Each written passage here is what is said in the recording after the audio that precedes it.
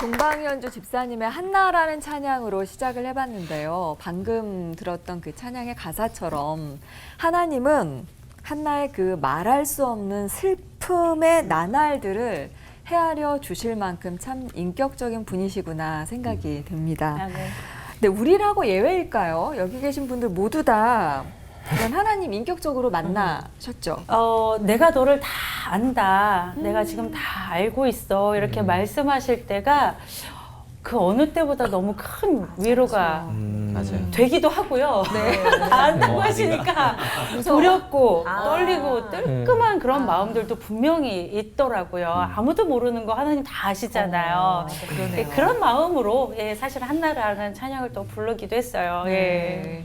맞아요. 근데 사람은 진짜 안 바뀌어. 바꿀 수 없어. 라고 하잖아요. 근데 하나님을 인격적으로 만나니까 사람이 뒤집어지던데요. 네. 제가 뒤집어졌잖아요. 네. 근데요, 네. 반대로 교회에 나갔는데 아직도 하나님을 인격적으로 만나는 게 뭔지 모르겠다 하는 분들도 있다고 하더라고요. 계시죠. 있어. 네. 그래서 하나님을 인격적으로 만나는 게 뭔지 우리 목사님 정의를 한번 내려주세요. 우리 안호성 목사님으로. 네. 하나님은 당신의 형상을 따라 우리를 만드셨기 때문에 우리처럼 지정의 인격의 하나님이시라는 얘기고요. 또 그 하나님을 인격적으로, 즉 저는 개인적으로 만나는가에 대한 질문인 것 같아요. 그래서 하나님은 인격적인 분이고 그분을 나도 만났는가에 대한 질문인 것 같아요. 하여튼 이 질문을 들으면서 제가 세상 떠나신 내 어머니 이렇게 느끼고 그분 하셨던 말씀 그런 것처럼 인격적이라는 게 하나님을 그렇게 생각하고 또 느끼고 만나는 거 아닌가 싶습니다. 인격적으로 만난다는 것은 사실 하나님께서 우리들에게 어떤 옷을 입고 만나셨는가 그거죠. 그래서 그 모습이 어떤 모습인가 그분을 만나야 인격적으로 만났다라는 것입니다. 저는 말씀 나누겠습니다. 뭔가 힌트를 주신 것도 같고 아닌 것도 같고 좀 알쏭달쏭한데요. 설교를 통해서 그리고 문답 토크를 통해서 더 자세한 이야기 나눠보도록 하겠습니다. 안호성 목사님께서 시작해 주시죠.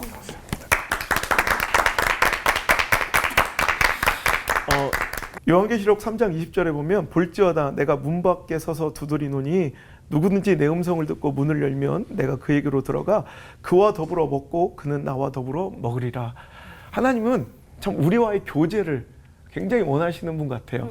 제가 세상의 종교, 우리 아버지가 목사님이라 다른 데는 가보진 않았지만 책으로 이렇게 공부해 보면 세상의 우상 숭배 또 종교 잡신들은 추종자의 일방적인 헌신이나 수행 또 제사 희생을 통해서 결국 그들이 믿는 그들이 숭배하고 섬기는 신의 마음을 되돌리고 자신이 원하는 바를 어떻게든 관철하고 누리는 것이 목적이라면 하나님은 그의 백성을 일방적으로 복종시키고 그 위에 군림하시는 분이 아니라 오히려 그 추종하는 그 백성들과 정말 인격적으로 만나 교제하고 관계를 맺기를 너무너무 원하시고 그래서 우리를 사랑하시되 질투하실 만큼 사랑하시는 하나님이시라는 것.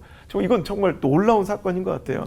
근데 우리는 지금 어느 순간 세상의 그 잡신들과 우상 숭배와 다름없이 하나님을 뭔가 수단으로 도구로 필요하는 이것이 바로 신앙과 미혹된 영일 것 같은데 우리가 하나님 외에 하나님 주신 무언가를 원하는 것 이것이 다 미혹일 것이다 라는 말이 있는 것처럼 오늘도 우리는 그냥 하나님만을 원하고 하나님만을 구하고 하나님만을 사랑하는 또 그 하나님을 진정으로 나의 하나님으로 만나고 믿는 그런 신앙이 이 시대에 절실하게 요구되고 필요한 것 같아요. 그래서 이런 것 같아요.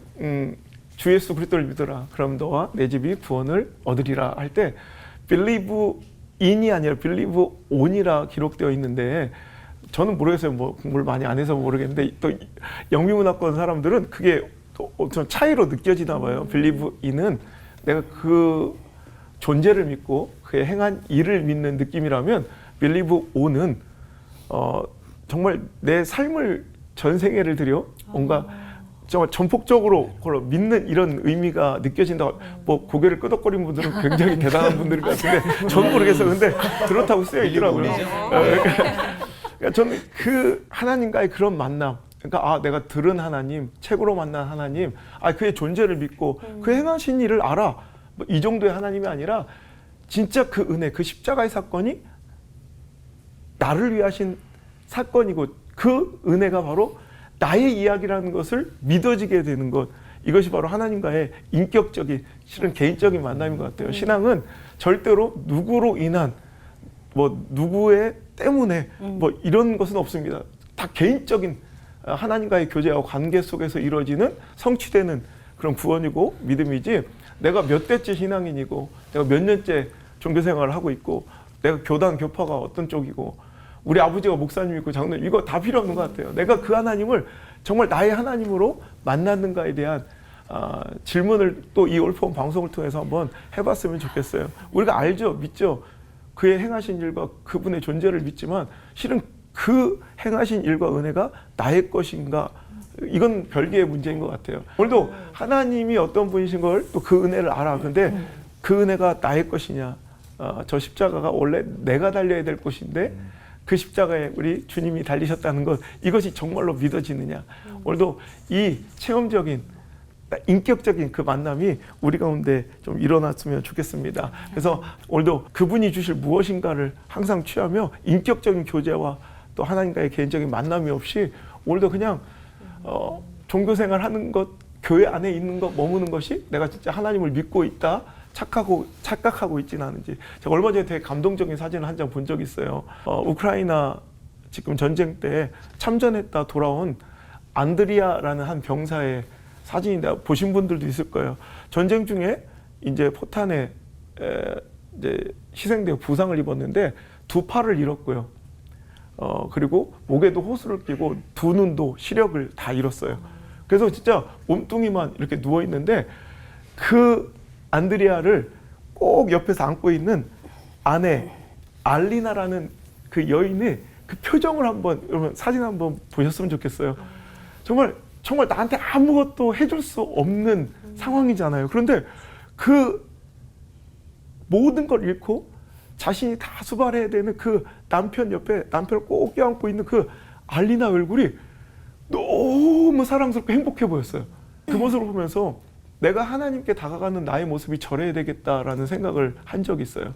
내가 하나님께서 주신 무언가로 인해 만족하는 것이 아니라 하나님만으로 만족할 수 있는 그 십자가의 은혜는 그 사건과 역사적 사실을 믿는 것이 아니라 그게 바로 나의 이야기, 나를 위해 흘리신 피라는 걸 내가 믿는가에 대한 질문을 하면서 나도 그런 목사, 그런 진짜 목사 되겠다라는 다짐을 한번 해봤습니다.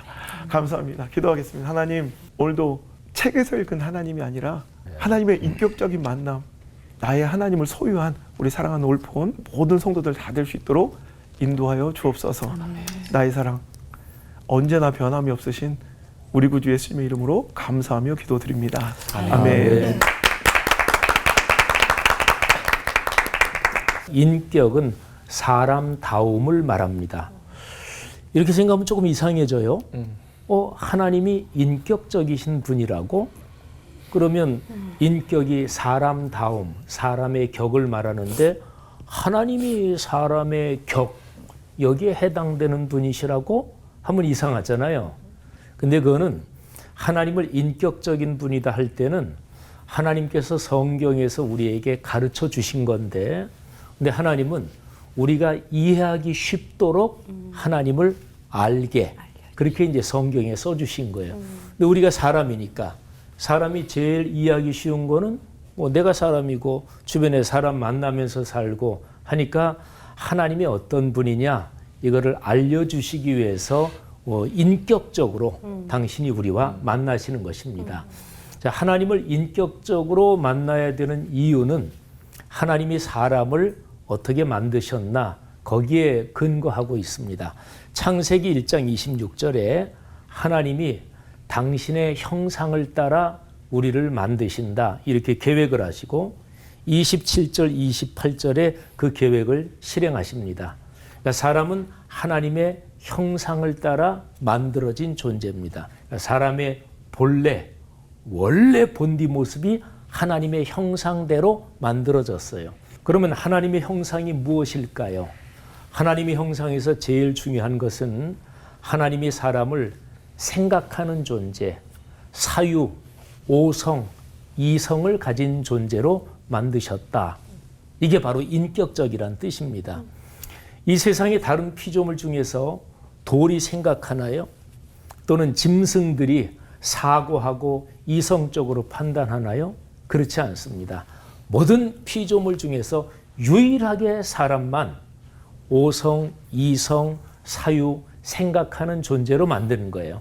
그래서 참 훌륭한 신앙의 선배 블레어 파스칼, 그분이 이제 그런 얘기를 한 거죠. 사람은 생각하는 존재, 생각하는 갈대다, 그런 거지요.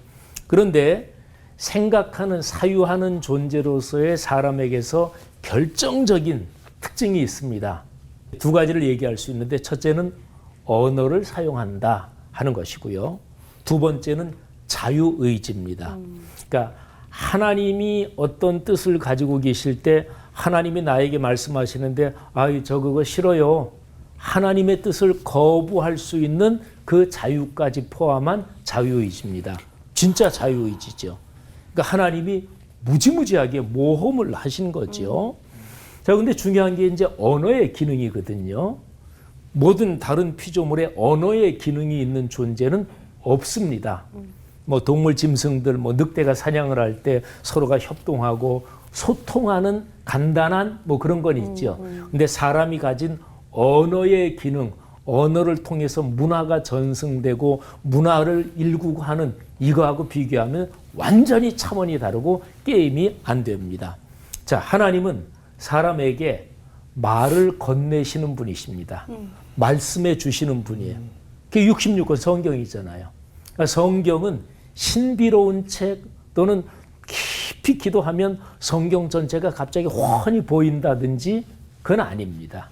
성경은 사람이 하나님의 형상을 가진 이성, 이해력 또는 생각으로 이해하는 책이고, 그리고 이해력, 생각, 말씀을 건네시는 것을 통해서 하나님과 대화하는 존재가 바로 사람이죠. 기도는 신비로운 체험이 아니고 기도는 가장 전통적이고 그리고 제일 오래된 정의로 말하면 기도는 하나님과의 대화입니다.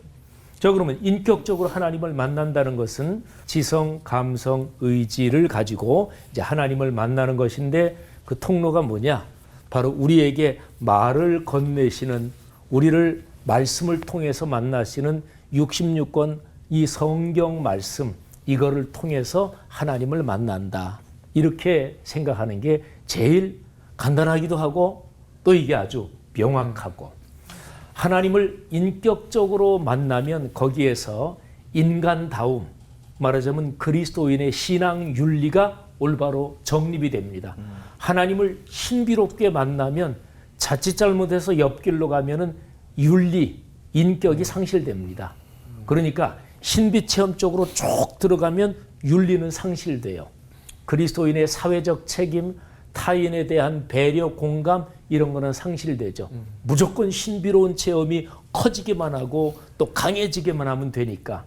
근데 하나님은 그렇게 만나는 분이 아니시다. 하나님은 인격적으로, 그러니까 66권 성경의 말씀을 통해서 우리에게 말씀을 해주시고 말을 걸어오시고 우리는 거기에 응답하고, 그리고 그 깨달음을 가지고 하나님 이것이 맞습니다. 제가 이제 깨달았습니다. 제가 순종합니다. 우리의 인격적인 결단, 의지적인 헌신으로 하나님의 뜻을 따라 사는 거죠. 우리 그리스도인의 삶이 인격적인 사람다움, 본디 하나님께서 창조하신 사람다움, 여기에서 좀 더 성숙하면 교회와 그리스도인이 이 세상에 대해서 더 건강한 영향력을 가질 수 있을 것입니다. 기도하겠습니다. 하나님 감사합니다. 하나님이 만드신 그 본디 모습에 걸맞게 그렇게 살겠습니다. 주의 은혜를 주옵소서. 예수님 이름으로 기도 올립니다. 아멘. 인격적으로 만난다, 하나님을 인격적으로 만난다, 이게 제가 그런 느낌을 좀 받았어요. 거시기 같다. 그러니까 거시기란 것을 정확하게 얘기할 수는 없지만 다 그냥 알아듣는 거예요. 그러니까 인격적이라는 말을 어디 이렇게 봐도 정의된 건 없어요. 다 찾아봐도 다 다른 이야기인데 이상하게 공통적으로 모이는 데는 좀 있습니다. 하나님을 인격적으로 만난다라는 말을 좀 찾아봤더니 정확하게 규정된 정의는 없지만 우리 가운데 몇 가지 쓰이는 용례들이 좀 있는 것 같아요. 우선은 살아계신 예수 그리스도의 만남을 뜻할 때 인격적으로 만났다 이렇게 표현하는 것을 제가 좀 보았고요. 또 1대1로 만난다. 대중적으로 만나는 게 아니라 1대1로 만났다 그럴 때 인격적으로 만난다 이런 표현을 좀 쓴 것 같고 또 마지막으로는 예수님이 우리 안에 거하시는 것이 믿어져야 그러니까 우리 삶에 나타나져야 인격적으로 만난다 이렇게 이야기를 하는 것 같습니다. 이런 생각들이 거시기처럼 우리한테 그냥 좀 들어올 때가 많은 것 같아요. 다 맞는 것 같습니다. 저도 그렇게 생각을 합니다. 그런데 우리가 이것부터 알아야 되죠. 하나님을 인격적으로 만난다는 것은 사실은 말도 안 되는 것이라는 생각이 들었습니다. 인격이 뭐죠? 여기 목사님 말씀하셨는데 저는 또 거시기같이 좀 다른 의미로 좀 생각했어요. 사람으로의 품격으로 인격적으로 만난다 그럴 때 하나님께서 그렇게도 만나시는구나. 그러니까 사람으로서 만나거나 사람으로 품격으로 만나거나 이건 사실 말도 안 되죠. 너무 황망한 이야기입니다. 하나님 나 사람으로 만나겠습니다. 나 사람의 품격 갖고 만나겠습니다. 라고 말하는 거나 마찬가지예요. 그런데 이게 굉장히 저는 개인적으로 황망한 일이다 생각하는데 놀랍게도 그것이 가능하죠. 우리가 하나님과 인격적으로 만난다, 예수님과 인격적으로 만난다 말할 때에 그 이유는 단 한 가지밖에 없습니다. 하나님께서 인간으로 오셨어요. 그것이 성육신 사건입니다. 하나님께서 인간과 만나시기 위해서 인간의 자리로 내려오신 거예요. 그래서 사실 하나님을 인격적으로 만난다라는 말은 인간이 가져야 되는 품격으로 하나님을 만난다 이런 말이 아니라 내가 성육신하신 예수님을 만났는가 이런 질문일 수도 있겠다라고 생각합니다. 하나님을 성육신하신 예수님으로 만나고 삶에서 만나고 1대1로도 만나는가 이런 생각이 좀 들었습니다. 성육신하신 목적이 무엇인가? 우선은 우리의 삶의 자리에 들어오신 것이죠. 그러면 우리가 그분이 계실 자리를 우리 삶에서 내어놓아야 된다. 이것이 인격적인 만남의 자리인 것 같아요. 그래서 대개의 경우에 인격적으로 만난다 그럴 때 교회에서 만났다고 했을 때는 하나님 인격적으로 만났다 이런 표현보다 나의 삶에서 개인적으로 만날 때 인격적으로 만난다 이런 표현을 좀 하는 것 같습니다. 그래서 인격적으로 만난다는 것은 우리의 삶의 자리에 예수님이 어떻게 드러나고 계시는가 반드시 이런 질문들이 따라오는 거예요. 그래서 우리가 다 저 사람은 하나님 인격적 못 만나서 그러면 저 사람의 삶의 자리에 성육신한 예수님이 안 드러나는 거예요. 그런 경우가 굉장히 많습니다. 사실 인격적으로 만나지 못하는 사람들의 가장 큰 특징은 하나님을 사실은 잘 몰라요. 히브리어로 야다라는 말이 있습니다. 알다라는 뜻이에요. 하나님에 대해서 야다라는 말을 쓸 때의 뜻이 하나님께서 사람에 대해서 야다, 알다 뜻할 때 정확하게 문자적으로 표현하면 인격적이고 친숙한 관계로 만나다. 그러니까 하나님이 우리를 안다 말씀하실 때는 그때는 인격적으로 친숙하게 만난 것이죠. 그래서 그렇게 다가오신 하나님을 우리도 그렇게 알게 됩니다. 사실 하나님을 인격적으로 만난다는 것, 이 주제를 가지고 제가 말씀 묵상하면서 좀 엉뚱할지 몰라도 저는 선지자 요나가 처음 떠올랐습니다. 요나가 어떤 선지자였죠? 큰 풍랑이 있는 바다에서 그 위급한 순간에 나는 하나님을 경외하는 사람입니다. 자기 스스로 소개할 정도로 사실은 그가 하나님을 경외하는 사람이었어요. 어쩌면 그래서 그에게 하나님의 말씀이 임하였다는 말로 요나서가 시작하는 것은 어쩌면 당연합니다. 하나님을 경외하는 자였기 때문에 하나님의 말씀이 임하죠. 좋은 일입니다. 그런데 이상합니다. 하나님의 말씀이 임했는데 요나가 절망하는 거예요. 요나가 실망하는 거예요. 이유는 한 가지입니다. 하나님의 임하신 말씀 가운데에 하나님의 선하심 때문에 그 말씀 가운데 임하신 하나님 선하심 때문에 요나가 절망한 거예요. 요나서를 읽어보면 그렇습니다. 니느웨를 멸망시키지 않으려는 하나님을 선하심을 만났어요. 하나님을 경외했는지는 모르겠지만 선한 하나님과 선한 하나님의 말씀이 그 삶의 자리에 들어올 자리가 없었습니다. 이상했고 실망했습니다. 자기 생각과는 좀 달랐죠.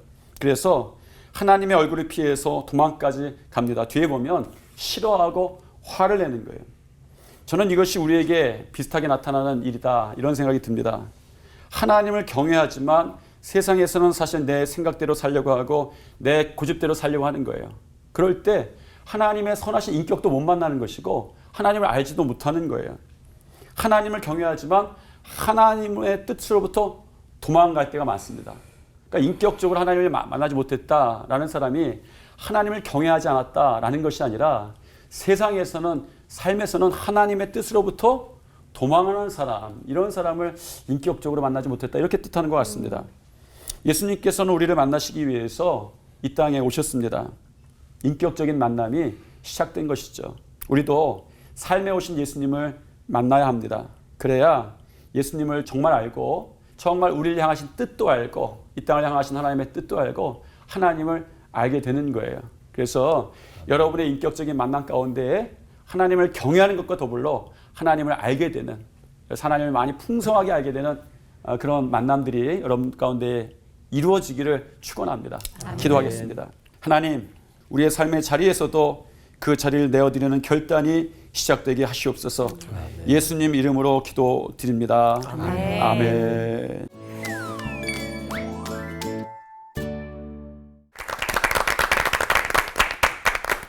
하나님을 인격적으로 만난다는 게 뭘까? 오늘 좀 충분하게 이야기를 나눠봤으면 좋겠는데요.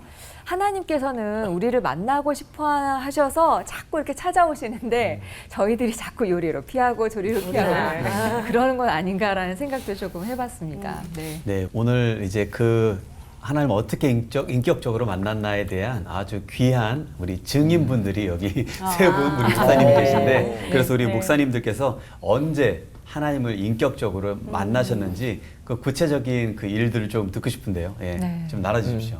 뭐 목회자 가정에 태어나서 뭐 하나님을 알고 믿었죠. 뭐 그럴 수밖에 없는 구조였고 그리고 그걸 한 번도 부인해 본 적도 없고요. 그런데 아까 얘기한 것처럼 그분이 나의 하나님이었느냐의 문제예요.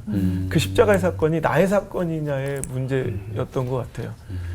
제가 대수술을 거치고 이제 완전히 죽음의 고비를 넘어오고 살려만 주시면 진짜 내가 주의종 되겠다고 그렇게 해서 진짜 임종 예배를 7번이나 드렸던 제가 진짜 그렇게 해서 극적으로 살아났으면 그냥 당연히 전 인생을 걸고 하나님께 충성했을 것 같은데 그 은혜 유통기한이 참 얼마 안 가더라고요. 오히려 회복되어 갈수록 은혜는 잊혀지고 그것이 당연하게 여겨지고 익숙해지는 그 가운데 또 제정신이 돌아오니까 내가 엄마 아빠처럼 살 자신이 없는 거예요.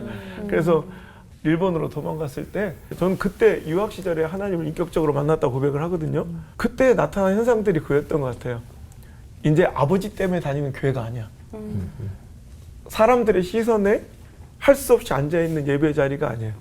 분명히 내 그분을 믿지 않지도 않고 그분의 행하신 사실을 다 인정하는데도 그분이 이제 나의 하나님, 나의 예수님, 나의 성령님이 내 안에 이제 임재하시고 충만하신 걸 그때 막 느끼게 되더라고요. 내가 인격적으로 하나님을 만나고 나니까 하나님의 말씀이 진짜 나를 향한 말씀으로, 그러니까 이게 어떤 그냥 누구나 들으면 똑같은 정보를 습득하는 그런 뭐 정보지나 그런 선포, 선언이 아니라 나를 향하신 하나님의 막 정말 간곡한 프로포즈로도 세레나데로도 막 그렇게 고백으로도 막 들려지고요. 또 그 들려진 말씀이 믿어지고 그리고 어느 순간부터 그 말씀대로 살고 싶고 막 그 말씀이 막 찔리고 그리고 그분이 좋아하는 거 막 해드리고 싶고 그런 마음이 막 생기더라고요. 그래서 그 일본 유학 시절에 이제 만났던 그 하나님, 그때부터 얼마나 말씀을 많이 읽고 막 기도하는 게 얼마나 행복했던지 그냥 내 안에 기쁨 충만, 감사 충만, 행복 충만 그냥 그 가득했던 그 순간 생각하면 지금 또 막 제가 그냥 네. 그날이 얼굴에 그냥 그대로 다 네. 드러나시네요. 네. 그때였던 것 같습니다. 네. 저는 집안에서 아무도 예수 믿지 않는 집안에서 제가 고등학교 1학년 때 동네 교회 제일 처음 나갔어요. 근데 처음 나가서 하여간 뭐 예수 그리스도의 십자가 사건 뭐 이런 거에 대해서 듣고 예수님이 내 죄를 위해서 돌아가셨구나.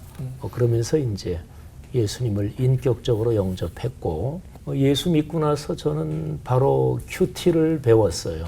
그러면서 이제 지금까지 하면 한 50년 그리스도인으로 살아오면서 늘 말씀을 통해서 말씀을 붙잡고 기도하고 그렇게 하나님을 만나는 게 기독교 신앙의 제일 중심이구나. 이제 그렇게 쭉 살아봤죠. 하여튼 저는 고등학교 1학년 때 그렇게 이제 인격적으로 예수님 만났죠. 저는 하나님을 인격적으로 만났을 때 하나님께 생일 선물을 받았다. 이렇게 표현합니다. 그러니까 생일 선물을 주신 하나님을 만나게 되는 거예요. 참 하나님답죠. 하나님이라고 그냥 생일 그냥 지나가시면 안 되고 생일 선물 주셔야 인격적으로 만났다. 사실은 이 얘기는 그 제가 군대의 얘기예요. 저는 항상 모든 기점이 이제 군대인데 공수부대 관련 사실은 이야기. 예, 공수부대 이야기. 혹시 지난 회차를 못 보신 우리 시청자분들은 지난주 거 다시 한번 찾아서 어떻게 좀 보시기를 축원합니다. 그런데 이제 그 뒤에 이야기인데 공수부대 갔는데 사실은 모든 군대가 다 힘들어요. 뭐 공수부대나 힘든 건 아니지만 근데도 이제 각자 나름대로 훈련이 힘드니까 하루 종일 훈련하니까 힘들고 너무 어려웠어요, 마음이. 그런데 제가 그때 훈련이 거의 마칠 때쯤에 제 생일이 있었어요. 생일이 있는데 그때까지도 사실은 하나님을 계신 거는 알고 제 목표가 하나님 만나는 거니까 하나님을 아직은 제대로 만나지 못하고 생일이 됐는데 생일을 아무도 축하해 주지 않는 거예요. 옆에 있는 훈련병이라도 너 생일이지 알고 축하해 주면 좋겠는데 제 생일을 뭐 평소에 축하받은 적은 없지만 그래도 그 외로울 때니까 너무 외로운 거예요. 그런데 그날이 제가 첫 번째 낙하산을 타는 날이었어요. 세상이 굉장히 우울하고 굉장히 아직도 기억나고 굉장히 너무 우울했어요. 훈련도 힘들고 하나님 만나러 왔는데 이게 뭐 하는 건가 하고 눈물이 있었어요. 그런데 이제 처음 낙하산을 타고 비행기를 딱 뛰어내렸는데 처음 뛰어내렸어요. 뛰어내렸는데 무서운 일이죠. 비행기에서 뛰어낸다는 일이 무서운 일입니다. 처음에 뛰어내릴 때 해야 되는 그 용어가 있는데 보통 그 용어 얘기 않고 뭐 1만, 2만, 3만, 4만 하고 딱 낙하산 쳐다보고 안 펴지면 보조 낙하산을 펴야 되는데 대개의 경우에 처음에는 그럴 여력이 없어갖고 비행기 뛰어내면서 그러다가 눈이 이렇게 떠요. 그래도 떠졌나 안 떠졌나. 이게 무섭죠. 무서운데 그때 제가 하늘에서 눈을 탁 떴는데 세상이 보였어요. 그런데 그때 하나님께서 제 마음속에 그렇게 말씀하시는 거예요. 저 마음속에 세상을 딱 보시면서 야 창희야 이것이 너를 위한 내 생일의 선물이다. 그러면서 세상이 참 너무 아름답게 보여요. 하늘에서 무섭기보다 너무 아름다운 거예요.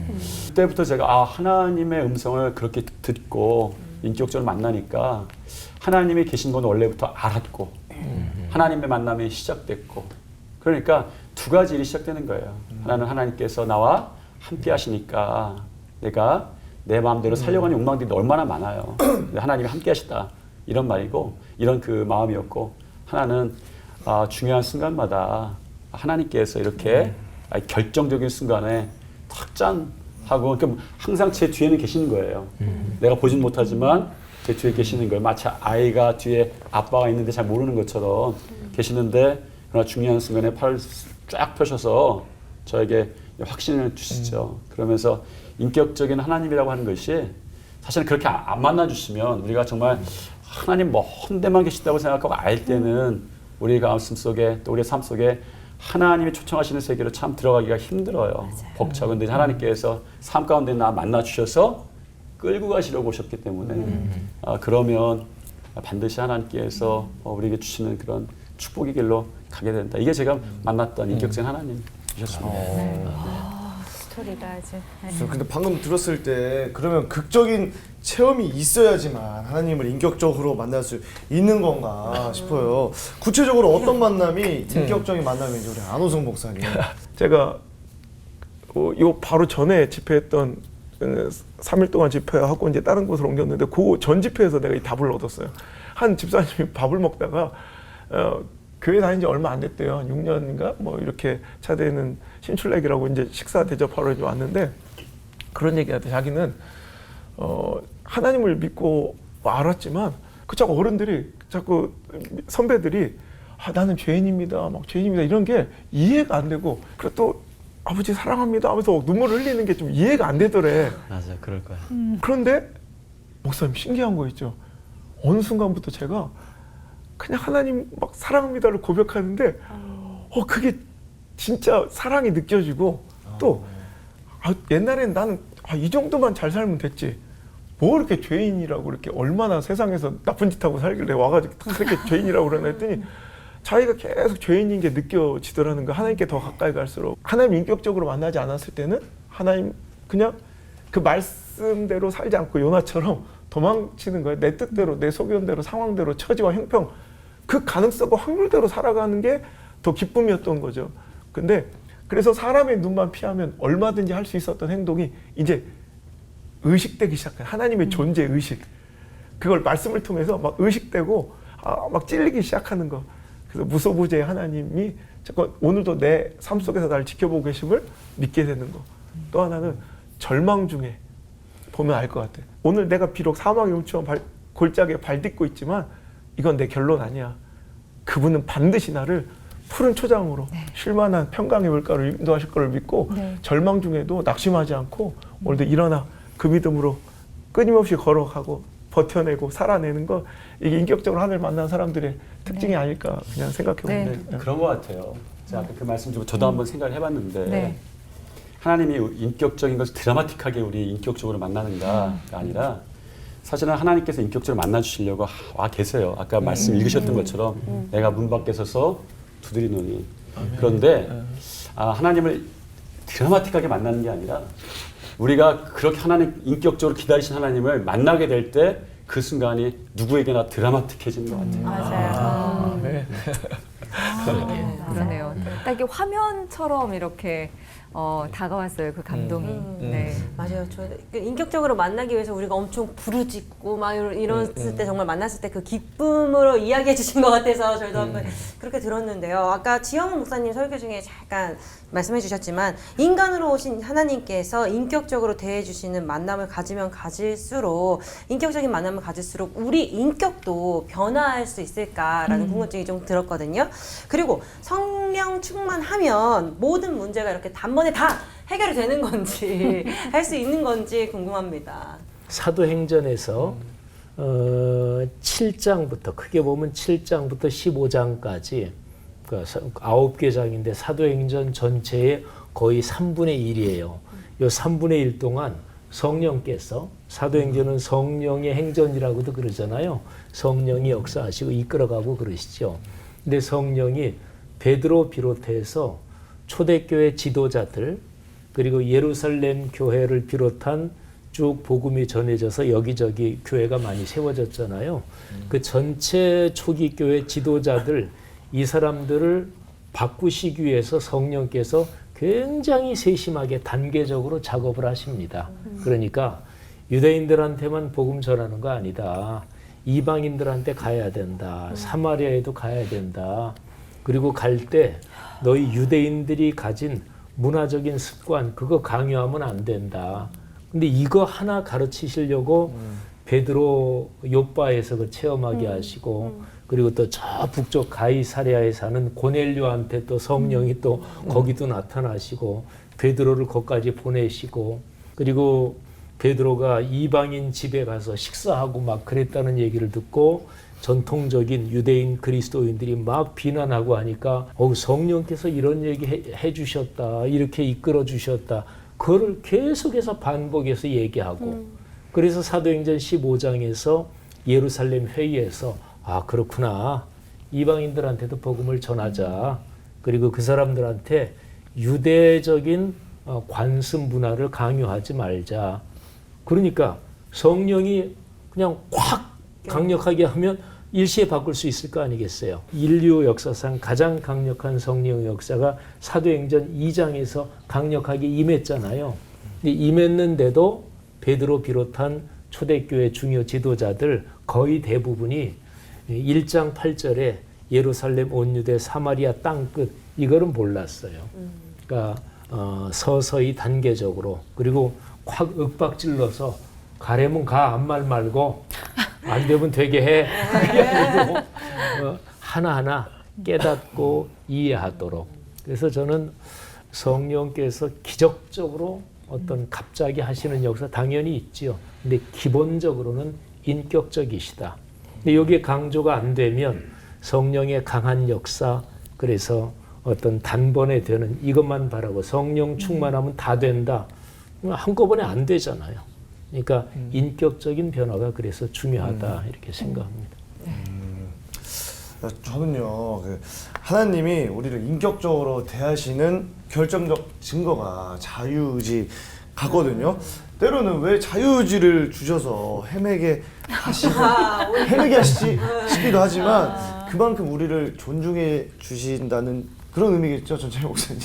근데 저는 이제 아주 일면인데 이런 생각을 좀 지금 들었어요. 하나님께서 우리와 화목하고 싶으셔서 그렇게 했다. 이런 생각이 들었습니다. 왜냐하면 제가 하나님이라고 생각을 한번 해봤어요. 저의 집도 제 거고, 제가 돈도 제가 벌고, 우리 자녀들한테 입히는 것도 제가 다 사주는 거예요. 제가 다 해주는 거예요. 그 자녀가 저기 말을 안 들어요. 그럼 제가 이건 다 내 거니까 너 말 안 들려면 집 나가. 그러면 애가 무서워서 나 이거 다 아빠 겁니다. 다 아빠가 버는 돈입니다. 그래서 아빠 밑에서 잘 생활할 것이냐? 그렇지 않지. 그때부터 아빠와 자녀 간에 화목이 좀 깨지는 거죠. 하나님께서 강권적으로 야, 너 교회 다니고 너 여기서 기도하고 이런 생각 품어 자꾸 뭐 징계도 주시고 할 때 우리가 그 가운데 기쁨을 누리고 하나님 참 좋으신 분이고 아버지입니다 라고 고백하기보다 하나님과의 관계가 더 멀어질 수 있겠다. 이건 제 개인적인 생각입니다. 근데 이제 자유의지라는 건 그런 거예요. 우리 자유의지를 설명할 때, 신학교에 설명할 때, 또 우리 목사님 설교할 때 요거랑은 좀 틀려요. 뭐 예를 들면 구원이 있는데 하나님 50, 인간 50해서 구원이 되냐, 100이 돼서 구원하냐, 그건 절대로 아닙니다. 하나님 100, 인간 100이에요. 참 이해하기 어렵죠? 저는 이렇게 한번 이야기하고 싶어요. 하나님께서 온전히 식탁을 온전히 다 차리셨어요. 우리의 도움 하나도 안 받으시고 우리에게 먹으라고 식탁을 차리셨습니다. 그런데 우리의 도움은 하나도 안 들어갔지만 우리가 해야 되는 것이 있어요. 이걸 먹느냐 마느냐. 구원은 우리에게 온전히 다 하나님께서 베푸신 거예요. 인간의 노력이 아니라. 이 모든 것이 그렇습니다. 하나님께서 자유의지를 주셨다는 것이 하나님께서 아무것도 안 하고 너에게 지분을 주겠다는 것이 아니라 내가 온전히 다 네 앞에 차려놓을 텐데 내가 어떻게 할 것이냐, 나와 같이 식탁을 함께 할 것이냐 이렇게 물어보시는 그런 의지겠죠. 자유의지. 그렇게 한번 설명을 해주고 싶고요. 성경 보면서 굉장히 오해하는 부분 중에 하나가 이제 출애굽기 할 때 사실은 구원의 그 길은 저기 이스라엘 사람들에게만 보여준 거 아니에요. 예를 들면 저는 이 10가지 재앙 보고 홍해 갈라진 거 봤으면 제가 바로라도 하나님 앞에 엎드렸어야 돼요. 그 정도면 사실 하나님 살아계시구나. 예를 들면 그 기적을 홍해는 이스라엘 사람만 경험하고 10가지 재앙은 이제 그 이스라엘 사람들만 보고 그랬으면 애굽은 그 구원에서 소외된 것일 텐데 그럼 하나님께서 다 보여주셨어요. 모든 사람들에게 햇빛과 비를 똑같이 주시는 것처럼 그 속에서 우리의 자유의지가 하나님 앞에서 어떻게 결단되냐 이런 문제들이 우리에게 숙자로 좀 남아있는 것 같습니다. 네. 하나님을 인격적으로 만난다는 건 하나님을 사랑하게 되는 건가? 라는 생각도 좀 해보게 됐어요. 왜냐하면 목사님들 고백하실 때 굉장히 사랑에 빠진 그 사람의 행복한 얼굴들을 좀 보게 됐거든요. 그래서 하나님을 인격적으로 만나게 되면 인생의 목표도 바뀌고 또 이렇게 살맛나는 얼굴로 바뀌나 보다 싶은 생각이 좀 들었습니다. 오늘은 목사님들께 이렇게 돌발 질문도 조금 인격적으로 드려야 되나 싶지만 이 돌발 질문이라는 게 인격적으로 드리기가 조금 어렵네요. 누가 가지고 계세요? 행복한 표정으로 계속 받아주시길 바라겠습니다. 네. 돌발 질문 제가 네. 한번 드려보도록 오늘은 하겠습니다. 또 지민 씨가 따끈하게 제가 배웠네요. 준비했습니다. 자, 하나님도 강제로 안 시키시는데 올포원도 강제는 없습니다. 전제를 이렇게 깔아주셨네요. 무슨 네. 질문을 하려고. 다만 답변에 따라서 방송 분량은 줄어들 수 있다는 거 말씀드리면서 질문 간답니다. 네, 목사님이 하나님을 인격적으로 만나신 후에 가장 놀란 사람이 누구였다? 하나, 둘, 셋. 우리 가족. 있다. 가족. 네. 있다. 있다. 누구? 있다. 있다. 저도 있다. 있다. 누구였던데 있다로 하셔가지고 그러면 궁금증을 유발하셨어요. 네. 마지막에 대답하고 싶으시겠지만 있다라고 대답하신 우리 전철 목사님. 저는 주변 사람들이 다 그랬어요. 그러니까 목사가 됐을 때도 저 친구가 제가 어디 가서 기도를 통성으로 기도하는데 저 친구가 뭐 이러는 거예요. 그러니까 이제 이전의 모습을 보면 목사가 되는 것도 생각도 못했고 네. 고등학교 친구들은 그리고 이제 너는 내게 부르짖으라 내가 응답하겠고 내가 알지 못하는 그 비밀한 일을 내게 보이리라 이 말씀 제가 그 개척교회부터 붙잡은 말씀이거든요. 네. 근데 이제 저 이전에 알던 사람들은 제가 왜 저렇게 기도하고 있어? 그러니까 그런 모든 그 변화는 하나님을 인격적으로 만났을 때, 다 내놓았을 때 이제 시작됐던 거였거든요. 그러니까 이제 주변 사람들이 한 것마다 저 친구가, 저 사람이, 완전히. 어디 가서 목회를 열심히 한다는 소리 들어도 저 사람이? 언제나 다 놀라게 하셨네요. 다 놀라게 네. 전 목사님 말씀하고는 이제 거꾸로 같은데 사실은 같은데 제일 놀란 사람 있다. 그거는 접니다. 그러니까 주님을 인격적으로 만났으면서도 왜 아직도 이 모양일까? 그래서 근데 그 돌발 질문이 참 비인격적이네요. 이렇게 어쨌든 딱 좋지 못했던 질문 들으면서 있다 없다 있다 그 순간적으로 아유 나구나 하는 생각이 굉장히 깊은 묵상을 하게 하시면서 저도 똑같아요. 뭐 제일 가까이 있는 사람들이 제일 먼저 놀라는 것 같아요. 우리 제가 일본 유학 때 누나도 같이 유학을 하고 있었는데 누나가 어느 날 막 펑펑 우는 거예요. 근데 그래 네 눈이 돌아왔어 그러더라고요. 제 눈이 되게 무서웠었대요. 그러니까 옛날에 그렇게 뭐 이렇게 안에 분노가 많았는지 그냥 조금만 저는 자존심을 건들거나 조금만 그러면 그냥 참지 못하고 그랬더니 누나가 뭐 네 눈이 돌아왔어. 네 눈이 다시 옛날 눈으로 돌아왔어 그러는데 저도 또 제 자신을 보고 놀랐어요.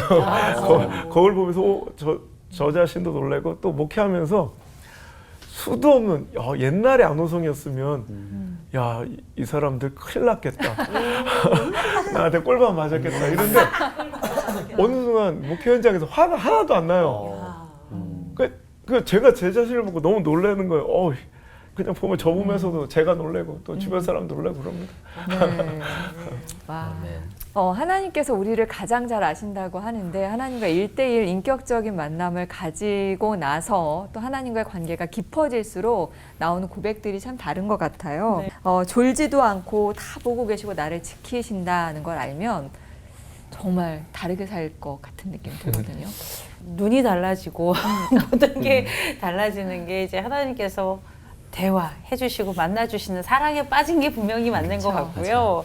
요즘은 목사님들께서 하나님과 어떤 대화를 제일 많이 하시는지 궁금하고요. 혹시 하기 싫은 것만 골라 시키시는 하나님이시라 그랬는데 혹시 도망치고 싶은 하나님 말씀이나 하나님이 바라시는 것 있으시면 또 나눠주시면 참 재미있고 유익하고 좋을 것 같습니다. 우리는 재밌고. 저는 뭐 언제부턴지 자꾸 마음에 거슬리는 말씀이 좁은 문으로 들어가고 좁은 길로 가라는 말이 마음에 이제 들어와 하나님 명령하시는 것 같고 도망치고 싶은 마음이에요. 지금은 그래도 많이 그 시간이 좀 지나고 제 스스로 성숙했기 때문에 옛날보다는 좁은 문으로 들어가고 좁은 길로 가는 것이 그렇게 거부감이 없는 것 같은데 제가 요즘에 마음속에 이렇게 그 캐치프레이즈처럼 되새기는 게 있어요. 뭐냐면 좁은 길로 가는 결단이 아니라 마음이나 좁아지지 말자. 좁은 길 갈 때. 그러니까 좁은 길로 가면 그게 제일 힘든 게 마음이 좁아지는 것 같아요. 제가 왜 그걸 느꼈냐면 제가 서울로 이사 왔잖아요. 서울 왔는데 제가 서울에 왔으니 교회 주변에 있는 사람들 다 동네 사람이잖아요. 그러니까 목사로서 어떤 마음이 가졌냐면 목사로서 좋은 인상 또 저 사람 무슨 일 있어도 목사 같다 이러는데 딱 하나 기분 나쁜 게 있어요. 제가 서울 사람들 이해 잘 못하는데 죄송합니다 서울 사람들. 딱 점심시간에 이제 사람들이 많이 지나다니는 도로에 이렇게 와요. 오면 이쪽으로 가는 사람 이쪽으로 가는 사람 반반씩 지분 있는 거잖아요. 무슨 얘기인지 알죠? 이쪽으로 와야 이쪽으로 가는 거잖아요. 그런데 사실 솔직히 고백하 어제도 마찬가지. 어제도 가는데 그 길에 3명이 오는 거예요. 3명이 오는데 그러면 이쪽은 둘이 갔어요. 저하고 제 아들하고. 그러면 지분을 좀 넘겨주고 슬쩍 해서 줄을 만들어서 틈을 놔줘야 될 거 아니에요. 근데 셋이 그냥 걸어오는데 너무 불쾌한 거예요. 불쾌한 거예요. 그러면서 내가 그래도 옆길을 옆으로 이렇게 좁게 이렇게 갔는데 그때 마음이 좁아지는 거예요. 이 사람은 어떻게 해야 이거 버릇이 고쳐주지? 그러면서 항상 느끼는 게 좁은 길로 가는 게 중요한 것이 아니라 그 전에 마음이나 좁아지지 말자. 마음이나 좁아지지 말자. 이런 생각하고 제가 요즘에 또 주님이 주신 마음으로 살고 있습니다. 네, 어느 동네인지 다니시는 분들 조심하세요. 선생님 가서 하면 또 네. 우리 동네는 서울 이사 사람들 오세요? 다 길 가다가 이렇게 하면 서로 비켜주고 그런데 그 동네가 어떤 동네인지 모르지. 근데 이제 피하고 싶고 뭐 도망치고 싶은 말씀 뭐 이런 거 해주셨는데 목사이기 이전에 그리스도인 다움이 무엇일까? 그리고 또 목사는 그리스도인 중에서도 뭐 그냥 원론적으로 더 그리스도인 다워야 되잖아요. 근데 예수 그리스도 그분에 대해서 묵상을 하면 예수 그리스도 또 그분이 산상설교에서 말씀하신 그게 정면으로 자꾸 다가오진 좀 말았으면 좋겠다 이런 생각이 좀 들고요. 그리고 요즘 출애굽기를 묵상하고 있습니다. 근데 출애굽기를 묵상하면서 하나님의 말씀 그게 일상과 인격에서 살아 움직여야 되는 게 참 중요하구나. 출애굽기 제일 끄트머리 끝나는 게 모세가 이제 성막을 다 건립하면서 이제 이게 끝나잖아요. 성막 건립하면서 하나님께서 모세에게 주신 말씀대로 됐다. 이게 7번이나 반복이 돼요. 그러면서 7번 이게 이제 생각이 들면서 창세기에 하나님이 천지를 창조하시면서 참 하나님이 보시기에 좋았더라. 뭐 이런 게 7번 네. 반복되거든요. 그래서 하나님의 말씀에 순종해서 사는 게 하나님이 참 예뻐하시는 거구나. 요즘 저는 이제 그 생각을 많이 하고 있습니다. 벌써 몇 달째 지금 일주일에 꼭 금식하는 날을 뭐 하루 이틀씩 빼서 계속 이제 묻고 있는 하나님께 하나님 정말 어떤 걸 원하시는지 알려달라고 확실하게 이게 A입니까 B입니까? 하나님 이거 지금 정말 하나님 원하시는 길일까요? 뭐 그러면서 그거 계속 묻고 있어요. 지금 몇 달 동안. 이게 가나안이었으면 좋겠는데 아브라함에게 명령하신 이게 혹시 나봇의 포도원일 수도 있잖아요. 그러니까 그 질문만 하나님께 계속 하고 있는 것 같아요. 그래서 하나님 원하시는 거 해드리고 싶은데 실은 자신도 없고 용기도 없고 하나님 저 뭐 잘할 수 있을까요? 뭐 이런 진짜 얘기하는데 하나님께 계속 이 말씀만 기도 시간 엎드려서 하는데 피하고 싶은 게 같은 일맥상통하는 것 같아요. 20년 열심히 사역했고 하루도 안 쉬고 진짜 일했고 그래서 좀 정리를 좀 해야겠다. 그런데 느닷없이 하나님께서 더 큰 일을 좀 맡겨 가시는 것 같아요. 그래서 그게 지금은 실은 제일 피하고 싶은, 안 하고 싶은, 그냥 이렇게 조용히 마무리하고 싶은 네. 저의 마음을 꺾으신 좀 하나님의 좀 부르심인 것 같고 도망치고 싶은 요나의 마음인 것 같아요. 네. 목사님들의 솔직한 고백까지 들어봤고요. 오늘 하나님을 인격적으로 만난다는 것에 대해서 이야기를 나눠봤는데 우리 입장에서 이야기를 했지만 사실 하나님 입장에서 보면 우리가 무언데 하나님이 이렇게 하나하나를 사랑해 주시나라는 그 생각만으로도 굉장히 감동적인 시간이었습니다. 하나님 너무 기다리게 하지 마시고요. 대화를 통해서 인격적으로 하나님 만나시는 기쁨 누리시길 바라면서 오늘 끝인사 이어보도록 하죠. 하나님과 인격적인 대화로 날마다 기쁘게 하나 되는 시간 올포 원.